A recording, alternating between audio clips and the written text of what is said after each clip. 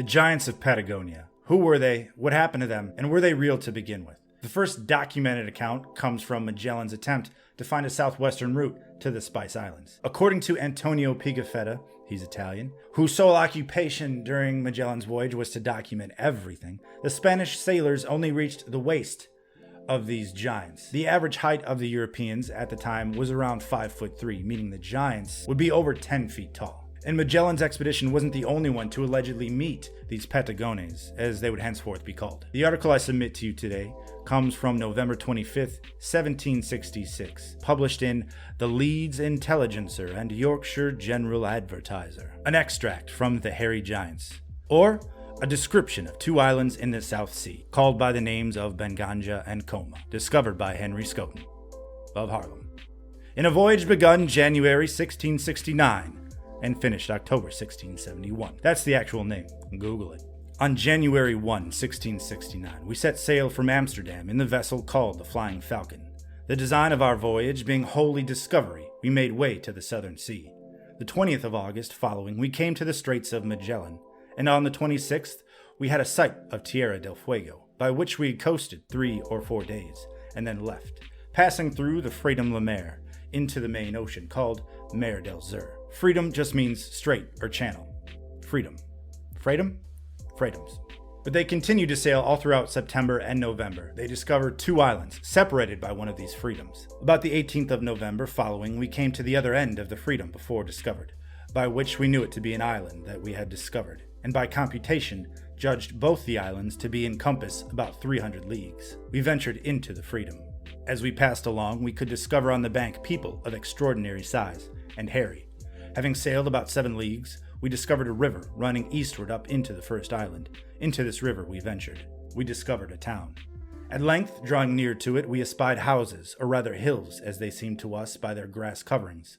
Before this town we cast anchor, and made an observation, and found ourselves in the latitude of 50 degrees 13 minutes south, and the longitude 275 degrees 30 minutes. If you're at all familiar with our current coordinate system, these don't make any sense, because today longitude is measured in degrees east or west of 0, maxing out at 180, at which point you start coming back down again to 0. So I was confused, but thanks to the heroes on Reddit, I was able to figure this out all on my own. There was a bunch of competing prime meridians back then. It would help to know what prime meridian they used, so this wasn't hard to figure out. Henry Scoten is a Dutch name, so all I had to do is Google it, and the Dutch at the time used the Tenerife meridian, although some captains were apt to use their port of departure as their 0 degrees longitudinal line. But another Redditor pointed out that they probably just only calculated the degrees east of 0, so all we have to do is subtract 275 from 360, and we get our western longitudinal degrees. Now you're looking at the map and you're thinking, that's still several hundred miles off the coast of Chile. How can that be? Well, that's just because calculating longitude at the time was a lot more difficult. So having these large discrepancies, these margins of errors, was a lot more common. So they could still be on land, but just calculating wrong. We had not rid at anchor above 3 hours before we could espy a canoe coming over to us from the town. At length, drawing near to us, we espied in it a European, as his complexion and habit showed. Being come to the ship's side, he saluted us with these words: Dios vos guarda, hermanos. I then returned his salutation in his own language, saying, Si benvenido, hermano. Welcome, brother, and invited him into the ship. And after a few hours, when it's time for the Portuguese guy to leave, he returns the invitation to host them at his house, and the next morning sends out canoes which are manned by the Hairy Giants. So the ship's crew is being escorted through this village of giants to the Portuguese gentleman's house, whose name, by the way, is Vasquez de Pena. Vasquez's ship had wrecked, at which point he ventures inland, where he meets the giants and befriends the chieftain, the king of these giants, so much so that the chief offers up his daughter, who's 12 feet, for marriage to this 5-foot-something Portuguese guy. He ends up having children with the giantess. I guess that's his wife. This story is getting wild. His lady was near 12 feet high. His eldest son, about 20 years of age, was more than 12 feet. His second son, about 16 years of age, about 10 feet. His 2 daughters, the younger one, was 9 feet, and the other 7 feet in height. But that which was most remarkable was that his second son and eldest daughter were as smooth as we are, and yet retained the nature of the country as to height. Oh man, I tell you, maybe those were his kids, but that is a whole lot of woman to take care of, you know what I'm saying? Alright, when I first found the story, I thought it was going to be legit, a real report similar to Antonio Pigafetta's account of the Patagonian Giants. But it reads more like the found footage style of storytelling, like the Blair Witch Project, a la 18th century. Pretty sure I played myself here. So then I had to go looking for a Henry Scoten from Harlem, but I wasn't able to find one. I did find a Willem Scouten from Horn, which is only 25 miles away from Harlem as the crow flies, who did have an expedition to this region of the world and allegedly found 10-foot tall bones of a giant. But this was in 1615. The only voyage that I could find that matches these dates, 1669 to 1671, was by a Sir John Narborough. But he was an Englishman, and the months of departure and return don't match up. And there's also no indication that he encountered giants at all. There's just no record anywhere that I could find on the internet that matches up with this voyage. I did find what appears to be a digital copy of the original manuscript that was republished in 1766, but there's nothing earlier that I was able to find from the 17th century. So this 1766 republication is being sold by a J. Spilsbury, who's one of 2 brothers. And why is this important? Because this is clearly a work of fiction. I just want to make sure that for the purposes of this video and the subject matter, we're only looking at the sincere accounts and we're just putting aside the fictional accounts, which is fine. They're fun to have. But I want to only look at the actual alleged sightings. And the first and most likely culprit for this creation is John Spilsbury, who was a cartographer. Boom. He was an engraver. He was actually the inventor of the jigsaw puzzle, which was designed to teach people about geography. So he certainly had some of the knowledge required to write a story like this. And he was also a printer and publisher of books. And he also had an older brother named Jonathan. Yes, Jonathan. A name so something, they did it twice. Who was a painter and an engraver himself, but the younger brother fits. Online sources say that Henry Scoten or Hendrik Scouten is a pseudonym.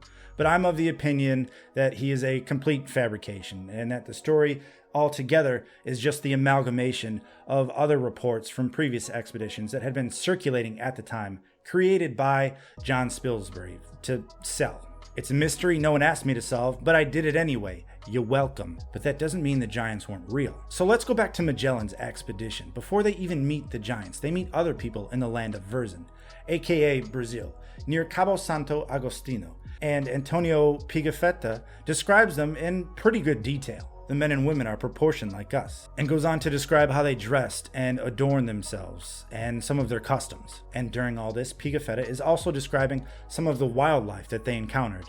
Little monkeys that look like lions, only yellow and very beautiful. That's the gold lion tamarin.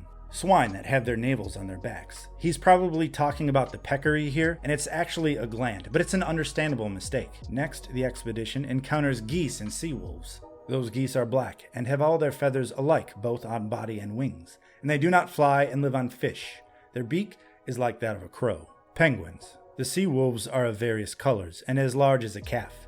They have no legs but only feet with small nails attached to the body. Then we meet the giants. One day we suddenly saw a naked man of giant stature on the shore of the port. When the giant was in the Captain General's and our presence, he marveled greatly. He was so tall that we reached only to his waist, and he was well proportioned. After the first meeting, Pigafetta describes even more encounters. Our men led 18 of those people, both men and women, to the ships. And then they meet someone even bigger. That man was even taller and better built than the others, and as tractable and amiable. Jumping up and down, he danced, and when he danced, at every leap, his feet sank a palm's depth into the earth. They're even able to capture one of these guys because they want to bring him back to Spain with them. But unfortunately, he gets sick and dies. Now, I hope you get where I'm trying to go here, is that up until this point, and then even after, Pigafetta's descriptions are generally pretty decent, and he's even lauded by folks today for his descriptions of the world that they encountered at the time. But it's when we get to the descriptions of these 10-foot tall giants, which again, they had several encounters with. People start to raise their shoulders. Hold on. The most common explanation for this encounter is that these were actually the Tehuelche people, who at the time were taller than these Europeans at 6 foot tall, who were also accustomed to wearing giant fur cloaks, which would have given them the appearance of being bigger than they actually were. But again, they had multiple encounters, and they would have seen that these were just cloaks. I mean, Europeans know what clothes are. So this is where I have trouble trying to reconcile the general accurate descriptiveness of Pigafetta's description before and after the giants. There are a few discrepancies. He does describe one bird as not having an anus and another spoon-billed bird as not having a tongue, but failing to catch a bird for the purposes of checking it for a butthole is a whole lot different than inflating someone's height from 6 foot to 10. Let's look at Pigafetta for a second. He was a very devout man, and you can see that all throughout, especially in his writings. Might this have colored his descriptions? Possibly.